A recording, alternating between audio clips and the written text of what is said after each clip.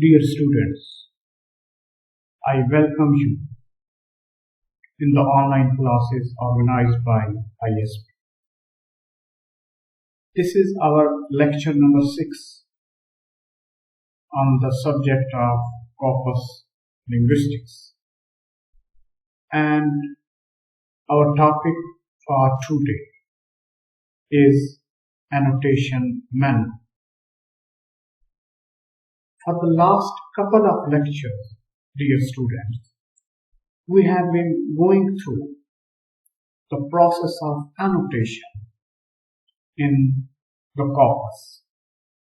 And before this, we have gone through number of lectures in which we have focused the corpus linguistics, and then our main focus was the corpus, its design, and what are the issues which are involved in designing a corpus. And step by step, now we have moved to a point that we can now enter into corpus and we want to analyze it. And we have also gone through some tools of analysis which can be used for the investigation of corpus. And in the last 2 lectures, we were on the point when we started how to annotate a raw corpus. We know that the raw corpus can be attached some linguistic elements, and this process of attaching or adding linguistic elements to a raw corpus is known as annotation. In our previous lecture, we had gone through the types of annotation and then the standard of annotation and what kind of codes that can be used for the annotation of corpus. Also, we have gone through the advantages and disadvantages of annotation. Today, we are going to study the annotation manual, and we are going to define it, and then we will study that annotation manual actually consists of 2 parts. And also we would discuss what could be the standard for an annotated manual or for an annotated corpus. So we would like to go through certain standards and certain qualities that an annotated corpus should meet, and then we can say that it is a kind of standardized annotated corpus. Before going into that detail, let us see the lecture outlines for today's lesson. Annotation manual, we would like to define it, and then we would go through its 2 types or its 2 parts. And then we would like to see the evaluation of annotation, how an annotated corpus can be evaluated, and what should be the standards that we should set for the evaluation of annotation. Now, as usual, I would like to set an exercise for you at the end of our lesson. What is annotation manual? It is a document meant for explaining the annotation scheme to the annotated corpus users. So, annotation manual is actually a document, and its object is the explanation of annotation scheme. we have gone through the definition of annotation scheme in our previous lecture. Actually, at the very outset of the annotated corpus, we find annotation scheme. And this annotation scheme actually gives us the detail of those linguistic devices that we are going to use in order to annotate and tag any particular corpus. So, this annotation manual is actually a kind of document that gives us what is the scheme of annotation, and naturally this scheme would be used for any researcher who is going to use annotated corpus. Then this document is generated by the guidelines evolved during the annotation of corpus. So we cannot annotate a corpus, or we cannot evolve or write annotation manual beforehand. But as soon as the process of annotation of corpus would continue, then on each and every step we would see how to set guidelines for the corpus user. And during this process, different issues would rise, and we would tackle those issues. And all this process of tackling these issues, all the guidelines that we would set in order to tackle these issues would become the part of this document, and we know this document is the annotation manual. Now, annotation manual consists of two parts. One, a list of annotation devices. So its first part contains a list, and that list will give us information what kind of annotation devices we are going to use for the annotation of that particular corpus. And second, a specification of annotation practices.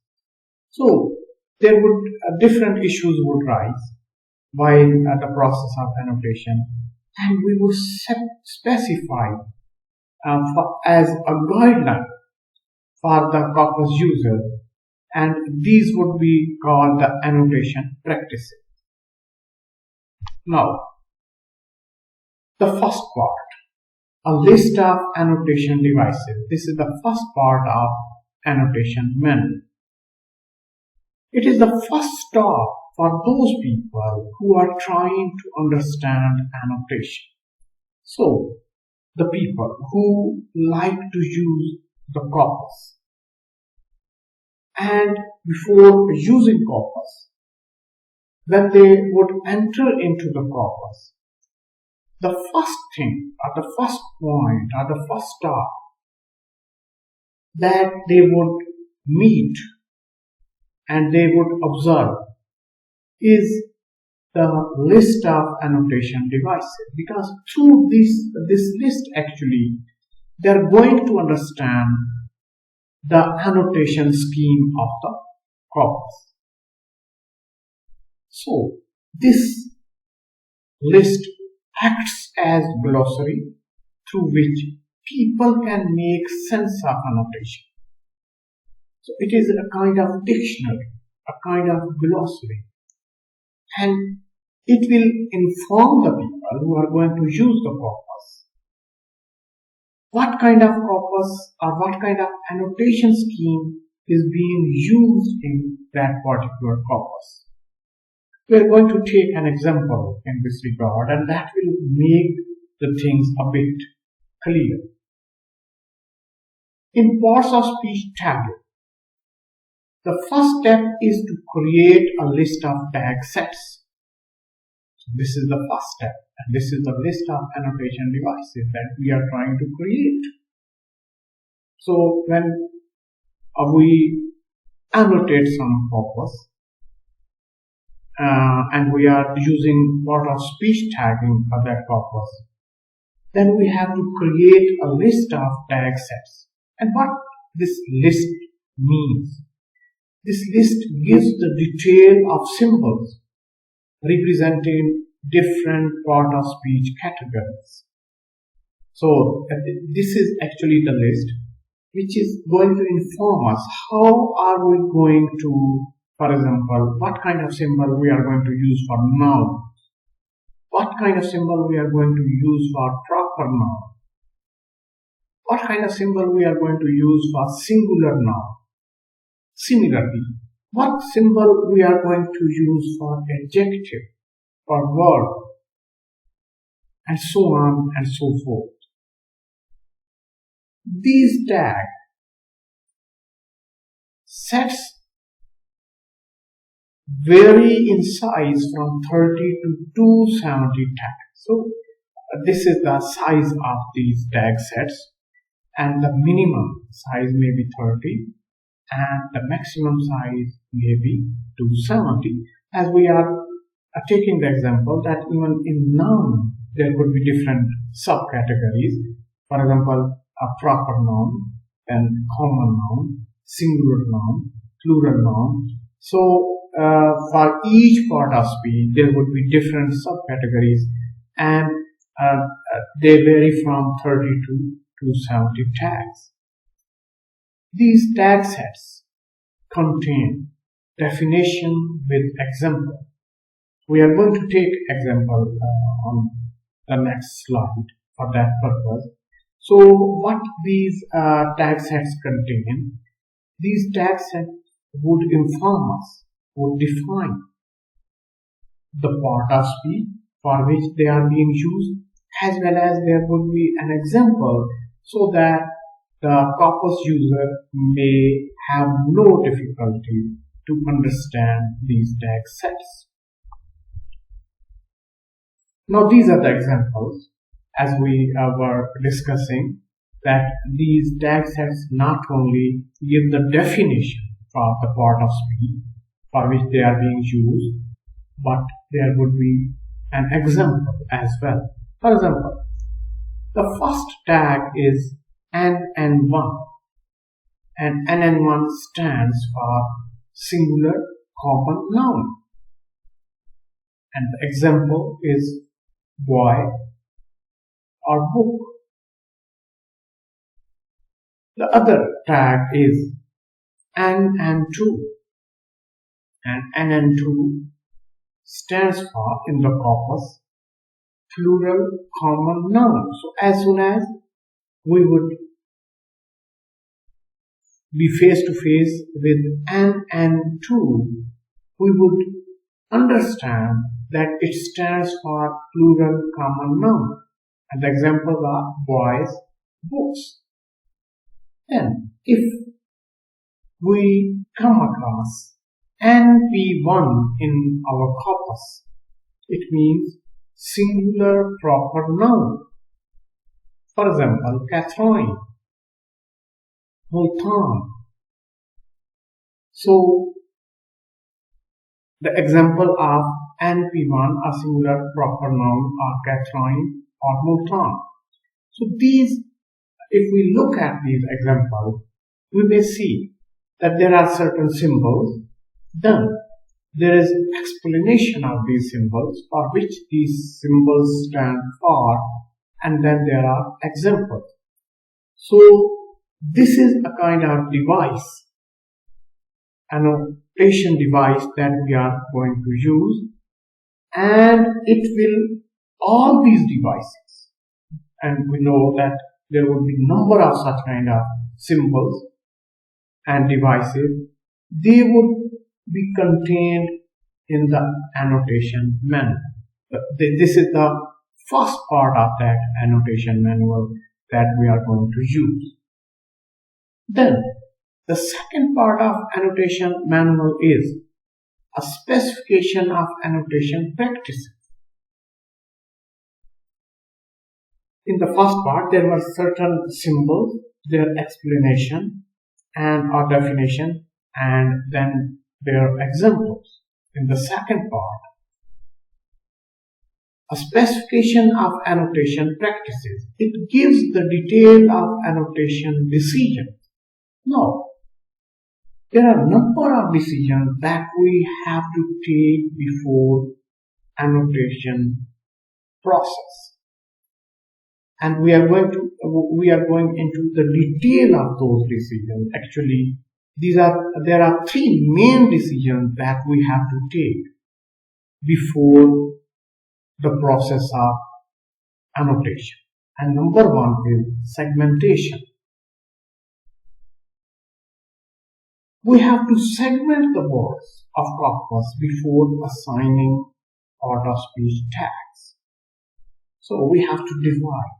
We have to divide the words into different segments before assigning part of speech tags.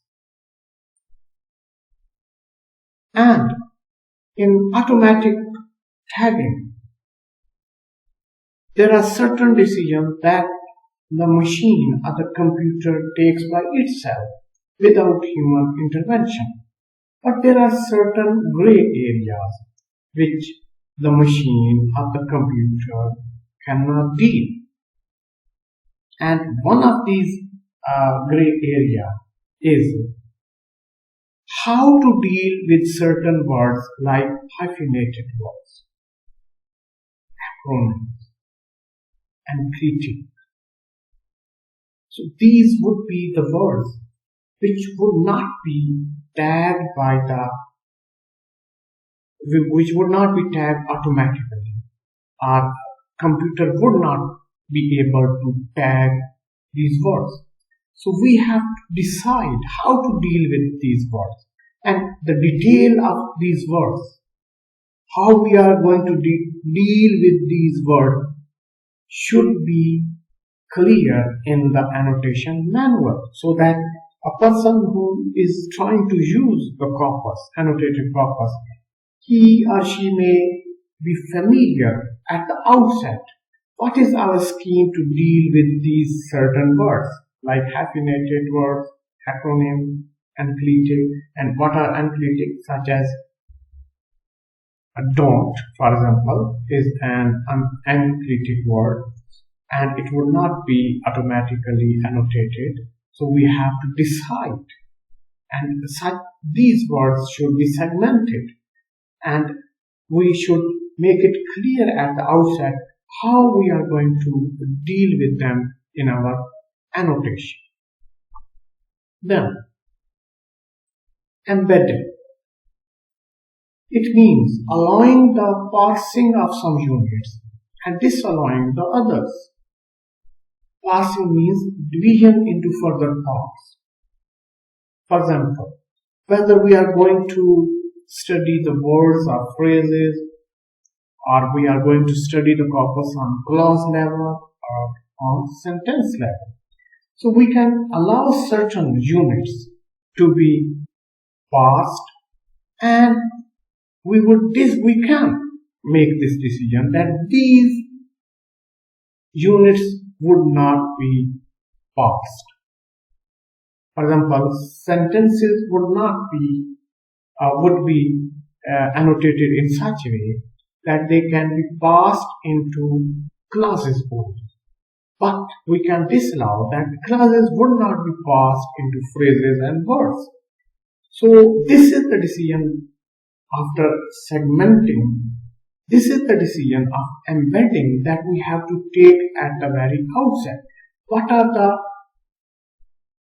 different stretches of language that we are going to parse, and what are the stretches of language that we are not going to parse?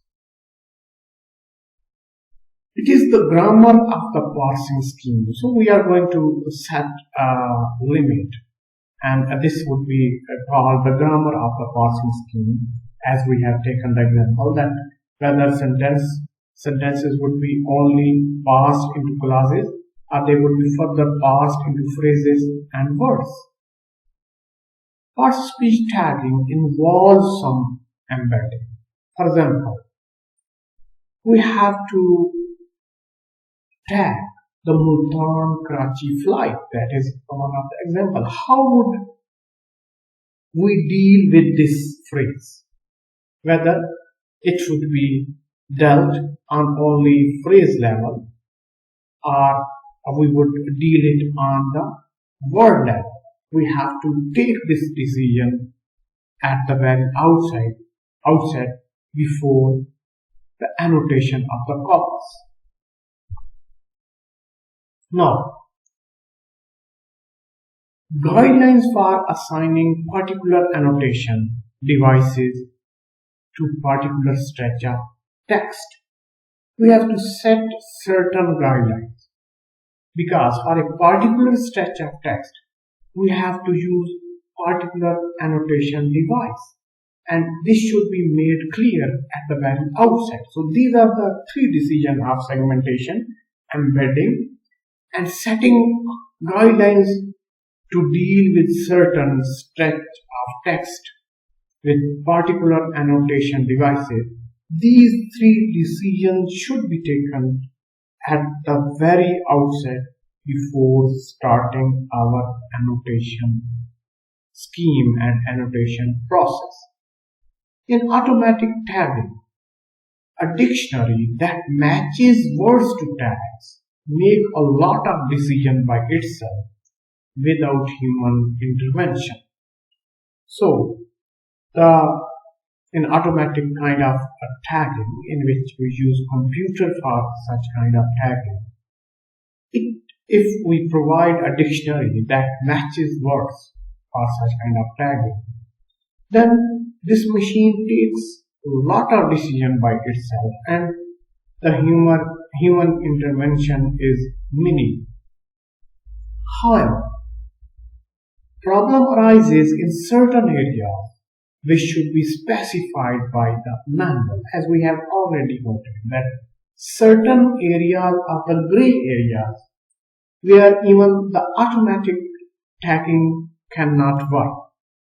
So it should be the work of the annotator that he should tackle these areas at the very outset, and it should become the part of annotation manual. For example, in parts of speech tagging, should the tag NP1 apply to Microsoft and Word in Microsoft Word?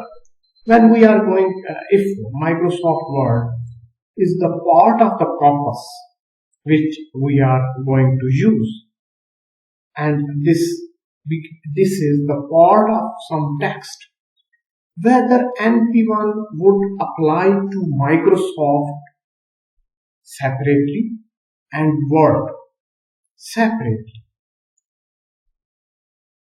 or to Fifth Avenue. If Fifth Avenue is written, is the part of our corpus in some text, whether NP1 would apply to fifth, because fifth is itself a noun, and here it is a proper singular noun. So whether it would be applied to fifth or not. If we write T.S. Eliot, the famous English critic and poet, whether NP1 would apply to T and S separately. So these are the decisions that we have to take, and we have to set the guidelines for the process of annotation. If we are not using NP1 for the above example, then we have to set an alternative tag for this purpose, and we have to make it clear right at the outset what would be that alternative tag that we are going to use. So manual should provide the answer of all these questions, because all these questions and all these issues should be cleared at the very outset, and all this clearance should become the part of the annotation manual. So if anybody who is going to consult and who is going to use Corpus, then he would consult this annotation manual, and he or she would become familiar with all these things, with all these decisions that the annotator has taken. The consistency of the annotation between different texts and annotators depends upon these decisions that the annotator should take at the outset. The annotation would become consistent and there would be no confusion between different texts. So this consistency can only be achieved if the annotator makes these decisions very clearly at the outset and they become the part of annotation manual. In English, a considerable percentage of words have to be tagged according to the context of their occurrence. Now we know that different languages have different kind of temperament and they use different context and they generate different meaning. But in English, we should tag the words in such a way that when we apply the context on those words, the meanings by and large may be consistent and agreed upon. Now, this was all about the annotation manual, its two parts, and what are the decisions that should become the part of annotation manual. Here we would see how an annotated corpus may be evaluated. What are the qualities that an annotated corpus should have to make it a standardized kind of corpus? The evaluation of corpus depends upon the following factors. Number one, linguistic realism. What is linguistic realism? The tag set should be well designed to bring together in one category all those words which have same syntactic distribution, morphological form, and semantic interpretation. So the tag set should be well designed. What it means that in one category all such kind of words should be gathered which have same syntactic distribution, means they are grammatically same, or their form is of same nature, or their meanings are same. They should be gathered in one category. This would make our corpus and a kind of standard corpus, and our annotation scheme would also become standard. The second quality that goes into the evaluation of annotation is accuracy. It refers to the percentage of words correctly tagged. If we are going to tag maximum of our words correctly, naturally that would lead towards the accuracy, and that would also lead towards the accuracy when we are going to use this corpus for research. And it is said that automatic annotation can be almost 98% correct. However, we have the facility that the annotator can edit this annotation done by the machine, and after that editing process, it is said that almost 99.5% of the words can be correctly tagged. And this is a very high standard for the annotation of any corpus. The third is consistency. How consistently the process of tagging has been performed. So there should be consistency, there should be no confusion in the process of tagging.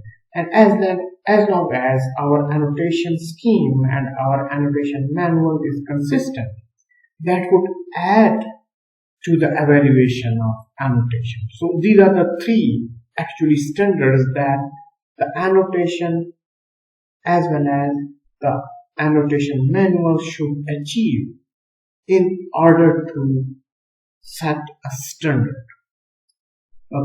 That's all from my side for today.